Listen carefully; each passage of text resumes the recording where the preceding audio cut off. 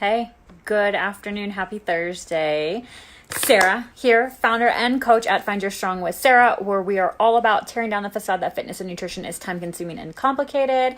Hopping on here live really quick to talk to you about the JLO no carb, no sugar, no dairy, no alcohol diet. I hate the way that sounds, like no dairy, no alcohol, no carbs. Instead of it being the high vegetable, high energy, low processed sugar, fresh food diet. It sounds much more appealing when we say it that way. So just wanted to give you guys an update. Obviously, if you have been hanging around here for a while, you know that I've been doing the JLO lifestyle diet on and off pretty much more or less consistently for about a month, I think it has been, which is crazy. I can't believe it's already been a month.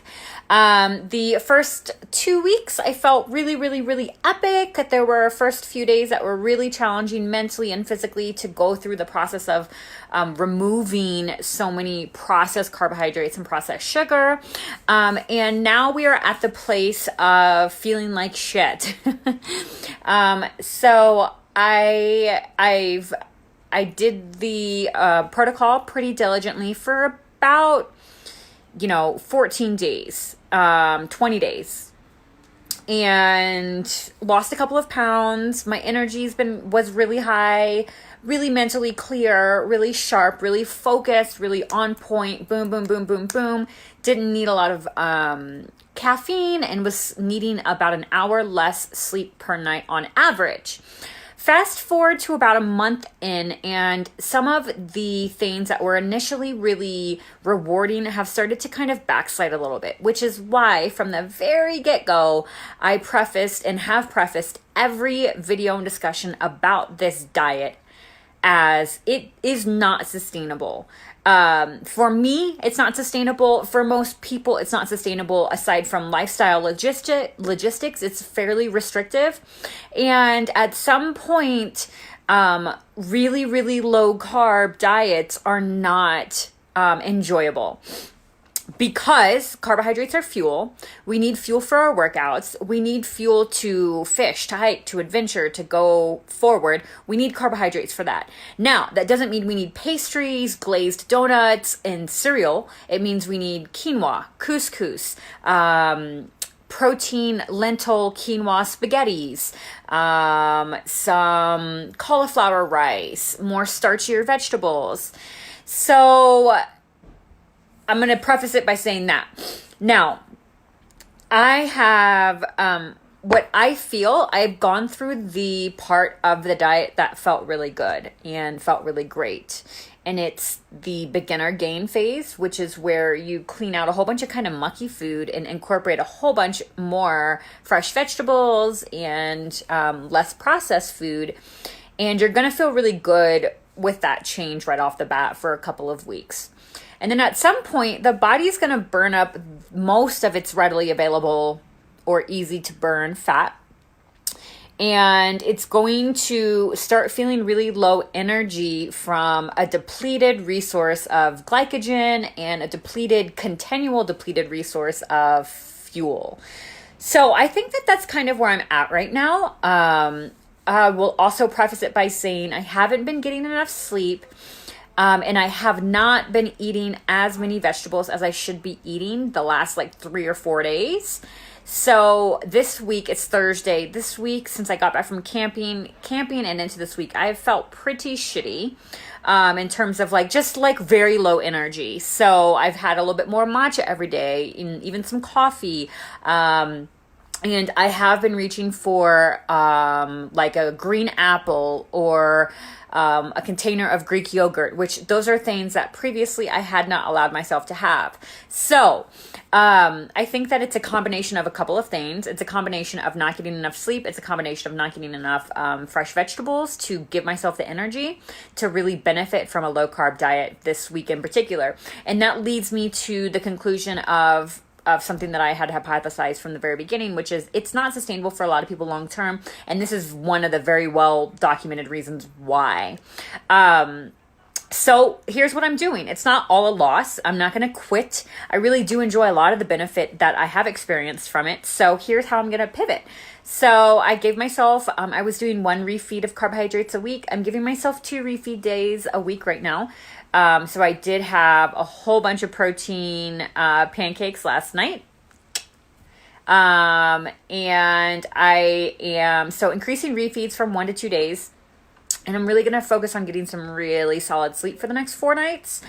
And I went out and bought about 2 times the amount of vegetables that I feel like I've been using lately, so that I can really force feed myself some veggies to try to see if that kind of kicks it back up to the feel good feeling that the diet was originally giving me. So I've had clients that have done this kind of quintessential keto thing. And 6 months in, they really feel like shit. They feel like shit. They get so used to feeling really tired and sluggish that they don't realize that that's not the norm. And as soon as they start eating a little bit more carbohydrates on a daily basis, that feeling goes away while still being able to burn fat effectively and efficiently and still really feel good. So I'm going to reset a couple of the variables and try to hone in on which one can be disrupting me the most right now. But in the same light, I'm also going to give myself an extra serving or so of carbs a day. So an extra piece of fruit, or I've got some protein pasta that I might be starting to try out. So where I'm going at is circling back to where we started off with this process, and the awareness that it is not going to be something that we can maintain long term. And it also reinforces the approach that a lot of people take to their nutrition, which is really restrictive, really aggressive, really hardcore. First off, those things can be considered sexy. Even talking about this topic, I've been getting a lot of attention, a lot of questions. Everybody wants to know, like, ooh, what's going on? What's going on? It's buzzworthy, and people are into that kind of shit. I get it. It's fun, but hardcore doesn't necessarily mean good. Hardcore doesn't mean effective. Hardcore doesn't always mean it's going to be sustainable.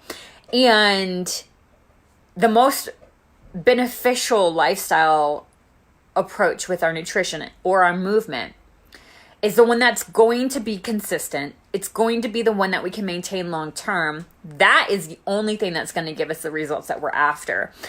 So for example, if I lost, 2 or 3 pounds over the last month, and I completely derail it and just go back to the way I was eating before, all the progress I've made will rebound. I'll gain all that weight back, or I'll do whatever I was before.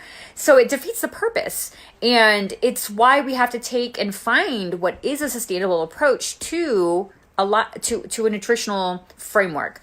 So the framework of keto, the framework of the JLO diet, is really a diet of only whole, unprocessed foods, no dairy, no booze, and no carbohydrates. So if you start to look at what that entails and what that includes, it includes a lot of vegetables: squash, zucchini, cucumbers, tomatoes, green beans, cauliflower, broccoli, asparagus, sprouted greens, salads, kales, spinach, lettuce. So it means a overwhelming amount of those things, and no fucking pastries from the coffee store, or boxed donuts from the grocery store or the gas station. It means eliminating those things. And so I feel like it does still have a really great place in a lot of people's lives. Our diets, look, I'm in the health and wellness industry. This is what I do for a fucking living. And before I started doing this, I was eating processed food a lot because it's convenient, because it's easy. Even protein bars or protein cookies, or protein ice cream, like all those things are great. But when they become so frequent in our diet that they are a common occurrence, they are more often than not things that we're eating, they are no longer a novelty. They are no longer a treat. They are no longer a splurge. They are the norm. And when we have high amounts of processed food as the norm in our diet, we're probably not eating at our best. We're probably not feeling our best. We're probably not achieving the most with our physique in terms of maximizing our workouts. And without getting on a soapbox, we're probably not doing the best thing for our body, especially if we do it long term. So I think that a reset like the JLO diet is a really good way to check our pulse, to eliminate all those things for a short period of time, say 7 or 10 days. Eliminate them. Just go cold turkey. It's so much easier than you think it is. It really is a lot easier than you think it is, because you don't have to make a choice like, can I have this or can I not have this? It's across the board, those things are out. So it's a real black and white perspective, and for some people that's really easy to do for a short amount of time. So I think that something like this is a great way to check your pulse, remove all those things, and then recognize, oh my God, I feel so much better for not having these things in my diet. Sugar and carbs are a big thing. It's great to remove alcohol. It's great to remove caffeine. It's great to remove dairy.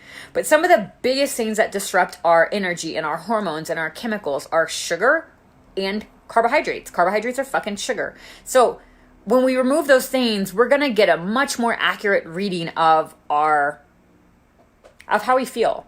So, I totally recommend it for people to try. I think it's a great way to explore with your body and your food and to do a reset. But as you'll see over the next couple of months, I'm going to be continually talking about how to make it sustainable, how to integrate some more healthy carbs so that your workouts can still be really intense. Because I'm not going to lie, my workouts have fucking suffered over the last month.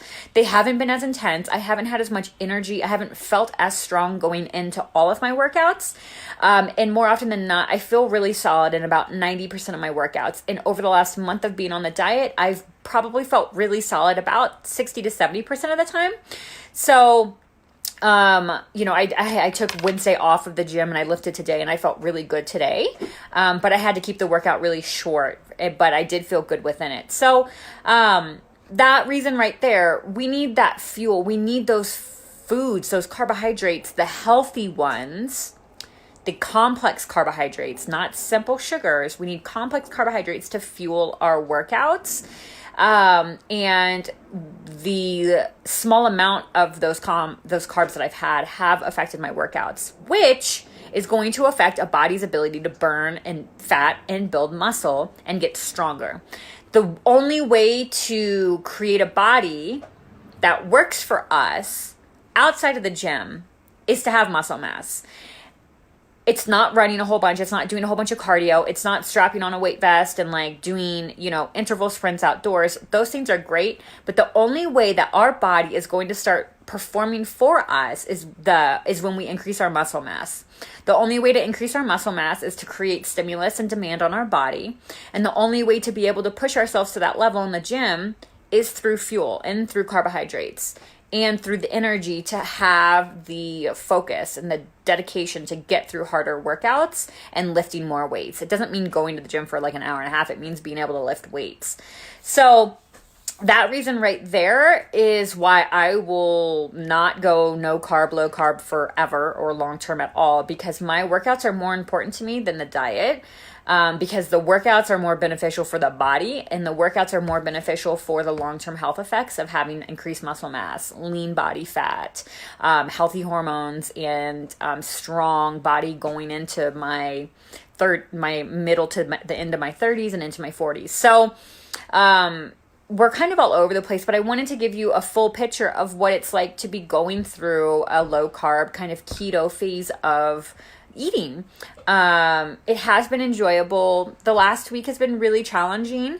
I typically don't discuss these things in super real time, especially when they're negative or when they're low, because I'd like to always give value and take away. But here, right now, I think it's also really important to be really fucking honest with you and tell you that this has been a really hard week in terms of my energy, my mental clarity, and my strength in and outside of the gym. And that is directly related to my diet and my quality of sleep.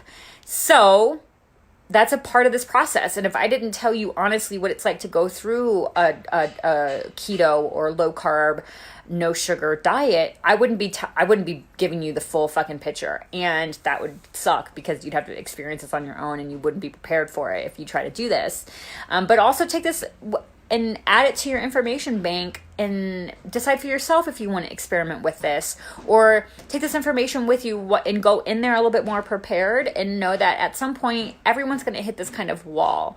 It's really common. Anyone that has done this is going to talk about it. So yeah, so I just wanted to share that with you and be really honest and tell you that I'm still feeling really confident about the choice to do it, and I'm still really focused on the principles of the nutrition framework. And I'm still eating dark chocolate in the evenings. I'm still having some peanut butter. I'm still having, my matcha latte teas in the morning with like my no sugar syrups in them. So I'm still living. I'm still enjoying my food. I'm still living within the parameters of my nutritional framework called Simply Satisfied, which is where our satisfaction is a driving force of what we're doing. I'm just changing up some of the variables a little bit. So I wanted to share that with you.